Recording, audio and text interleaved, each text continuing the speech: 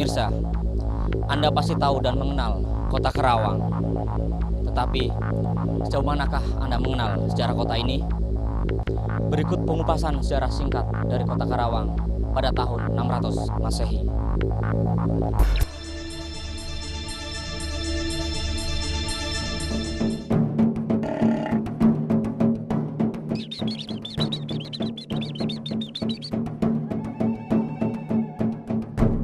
Dalam sejarah nasional, kota Karawang tidak hanya dikenal sebagai kota perjuangan kemerdekaan, sebagaimana yang kita kenal dalam sajak Karawang Bekasi, karya Hairil Anwar. Jauh sebelum itu, kota di sebelah timur Bekasi ini menyimpan misteri sejarah kuno yang belum pernah terungkap. Tim Jejak Leluhur kali ini akan mencoba mengungkap peradaban yang hilang tersebut. Salah satu misteri sejarah yang berhasil diterawang tim Jejak Leluhur terdapat di Gunung Sangga Buana. Gunung ini terletak di selatan kota Karawang dengan ketinggian berkisar 1.200 sampai 1.300 meter di atas permukaan laut. Sangga Buana memiliki arti sebagai penyangga bumi. Konon, di gunung ini terdapat peninggalan sejarah masa lampau pada zaman Kerajaan Pajajaran sekitar tahun 600 Masehi.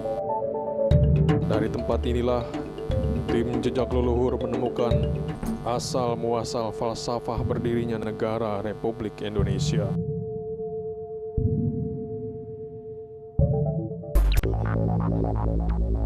Sungguh menakjubkan. Ternyata di Gunung Sangga Buana, awal falsafah sejarah Indonesia masih belum terungkap.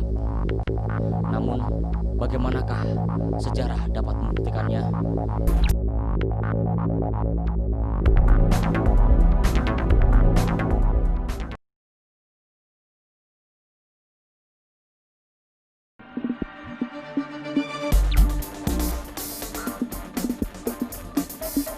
Pemirsa, tim Jejak Leluhur sekarang sudah memasuki Karawang.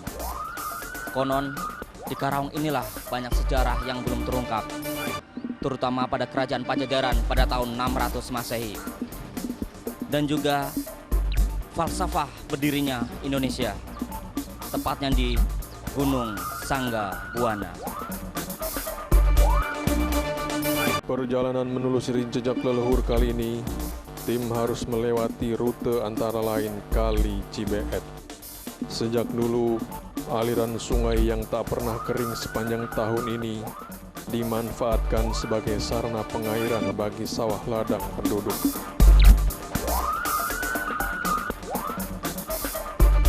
Tim Jejak Leluhur sekarang sudah memasuki di daerah Kali Cibeet. Konon, di daerah ini juga mempunyai sejarah yang masih belum terungkap. Untuk mengetahui sejarah tersebut, mari kita wawancara salah satu penduduk di daerah Kali Cibeet ini. Selamat siang, Pak. Selamat siang. Dengan Pak siapa? Nama saya R. Sutikno. Langsung aja nih, Pak. Kita dari tim Jejak Leluhur mau mengetahui sejarah dari Kali Cibeet ini, Pak. Kali Cibeet ini jadi salah satu sungai penampung air dari pegunungan. Dari daerah Bogor, daerah Cianjur, terutama Sangga Buana, itu kalau sampai terjadi hujan besar, itu pembuangan airnya menuju ke sini. Kira-kira jarak dari sini ke Gunung Sangga Buana itu berapa kilometer ya, Pak ya? Kalau dari sini sampai Gunung Sangga Buana kurang lebih 20 km. Karena ini perbatasan antara Pangkalan dengan Teluk Jambe. Nah, sedangkan Sangga Buana itu juga merupakan perbatasan antara Cianjur dengan Tegalwaru ya, sekarang yang mungkin jadi tempat latihan militer itu.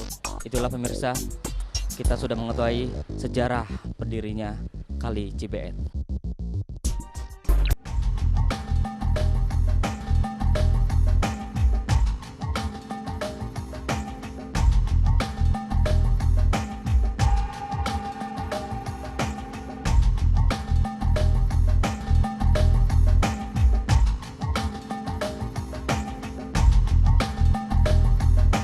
Dari Kali Cibeet, Tim jejak leluhur meneruskan perjalanan menuju Pasar Loji sebelum menuju lokasi akhir Curug Cigentis di Desa Loji, Karawang.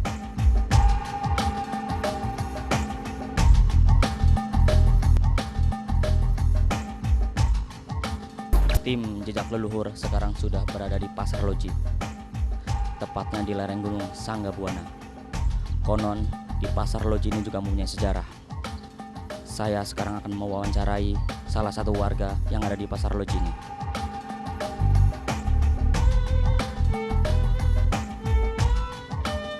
Selamat siang Pak, dengan Pak siapa Pak? Dengan Pak Agus. Pak Agus, bisa diceritakan sejarahnya Pasar Loji ini? Cerita sejarah pasar ini awal mulanya sih ini adalah pasar rakyat yang tadinya pasarnya itu di pinggir jalan. Dari mulai tahun 70-an itu udah ada pasar di pinggir jalan. Hanya pada waktu itu kebetulan pasar-pasar di Loji di sini sekarang itu udah seperti pasar, layaknya pasar impres biasa atau ya.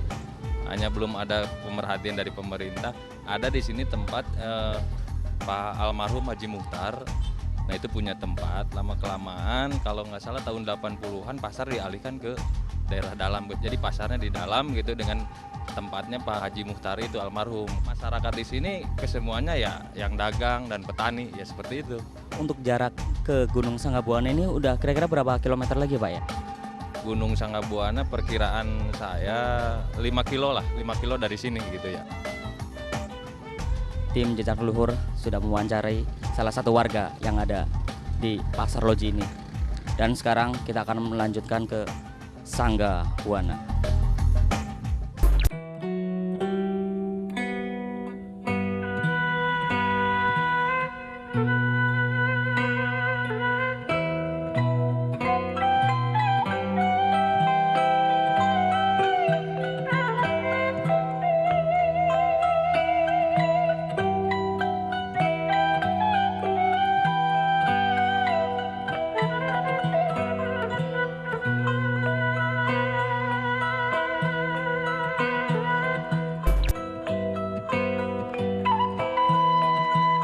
Pemirsa, tim jejak leluhur sekarang sudah berada di kaki Gunung Sanggabuana.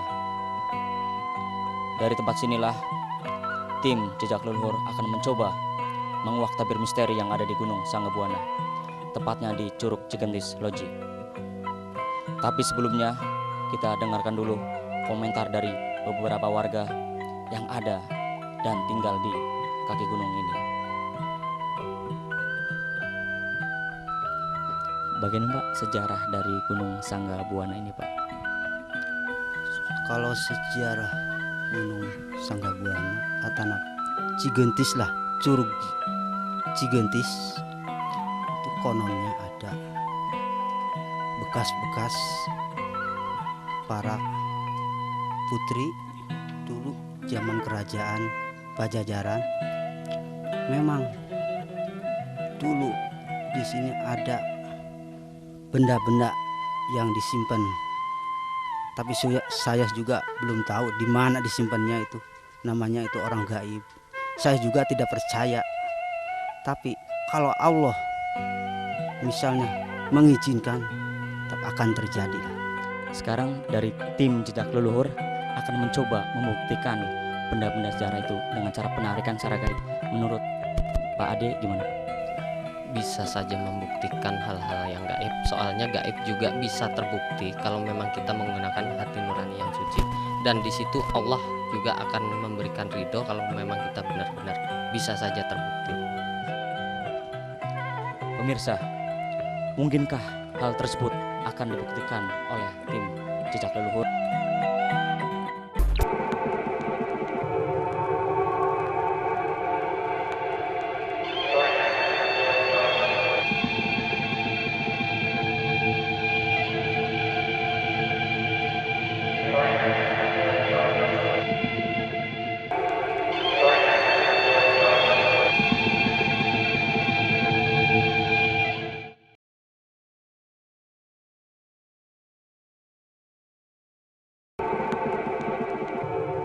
Sejak masuknya ajaran Islam di kerajaan Pajajaran sekitar tahun 600 Masehi, terjadilah gejolak dan peperangan di mana-mana.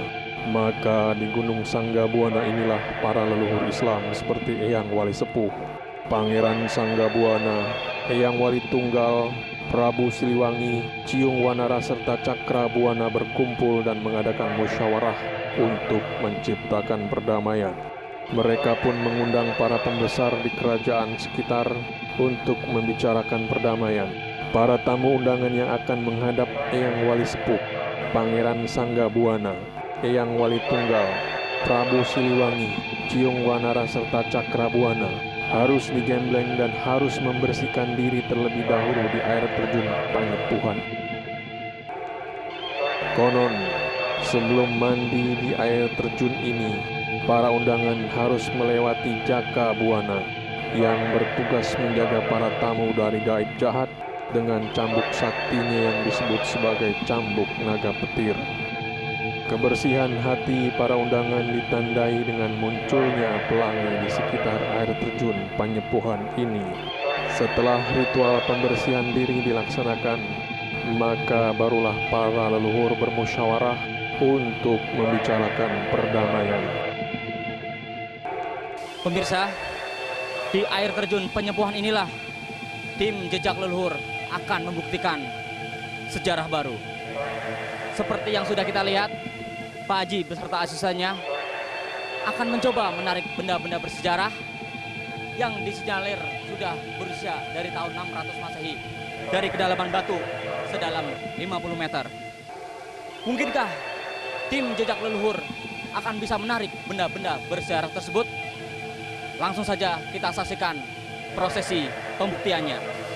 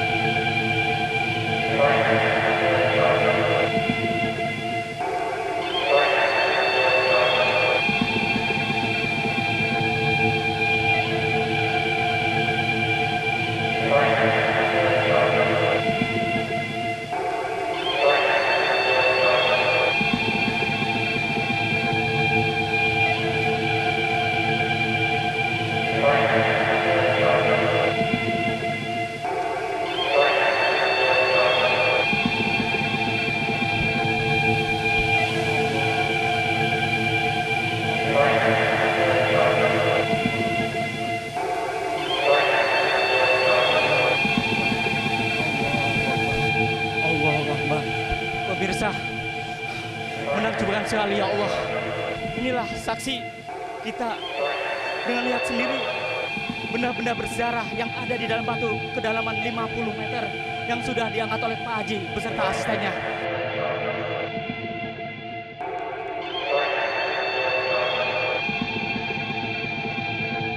Bisa diceritakan sebenarnya ini benda-benda apa Pak Haji? Alhamdulillah, dengan seizin Allah kita telah melaksanakan tugas. Kita membuka misteri yang ada di Gunung Sanggabuana ini, yang konon kabarnya sebagai suatu daerah perkumpulan para wali dan para anak raja dan para nabi dalam rangka mengadakan suatu perdamaian. Di sini kita mencoba di suatu curug yang disebut Curug Penyipuhan, tempat untuk membersihkan diri, di mana sebelum para tamu undangan berkumpul di Sanggabuana tersebut, mereka diwajibkan mandi, disucikan dulu di Curug Penyipuhan ini. Begitu para raja dan ratu yang datang ke sini tidak boleh memakai pakaian kebesaran. Mereka membawa upeti, membawa benda-benda bermacam barang. Di antaranya juga ada mahkota yang mereka pemilik dari Pangeran namanya Sanggabuana ya, Cakrabuana ya. Beliau meninggalkan ke dunianya menjadi seorang aulia, sehingga ditinggalkan suatu mahkota Garuda Sakti yang merupakan lambang nanti akan berdirinya Tugu Garuda Sakti di Kota Tandingan yang ada di Gunung Sanggabuana ini. Itu merupakan suatu daerah disebut kota perdamaian. Mudah-mudahan dengan kita buktikan dengan terkenanya mahkota Garuda Sakti ini, mudah-mudahan terbukalah suatu misteri kegaiban di mana benda-benda tersebut hanya sebagai alat, dan kita tetap percaya kepada Tuhan Yang Maha Esa. Janganlah kita percaya. Dan juga ada benda-benda termasuk juga tadi pecut, itu namanya pecut naga petir. Di situ merupakan suatu untuk memberikan suatu pelajaran kepada tamu yang mereka belum bersih, mereka cambuk dulu. Mereka juga ada yang memberikan juga tadi bukan tadi kena itu patung lah puting ini Dewi Sampah, itu juga diberikan sebagai lambang perdamaian. Mudah-mudahan dia akan datang hari yang akan datang nanti sudah terbentuknya Tugu Garuda Sakti, dan terbuktinya kena mahkota Garuda Sakti ini, kita akan menjadi negara yang damai. Yang kecil tadi itu apa Pak Haji? Itu ada satu tongkat kecil, itu dari Pangeran Jaya Lenana. Mereka juga memberikan satu lambang perdamaian, supaya kita mengacu ke satu titik, yaitu tongkat. Pengen teguh keyakinan kita masing-masing dari berbagai unsur agama. Yang penting satu, jangan saling kita jelek-menjelekan. Semua agama adalah bagus. Ini memberikan satu contoh perdamaian. Karena di waktu itu dengan masuknya kebudayaan Hindu, kebudayaan Islam, kekhawatiran orang-orang Hindu sendiri, akhirnya mereka adakan satu perundingan dan dicetusuk di situ di Gunung Sanggabuana. Makasih Pak Haji. Pemirsa, begitulah prosesi penarikan benda-benda bersejarah ini. Dan mudah-mudahan dengan ditariknya benda-benda besar ini, insya Allah Indonesia akan damai. Begitu Pak Haji? Betul. Dan ternyata penarikan benda-benda sejarah terbukti nyata.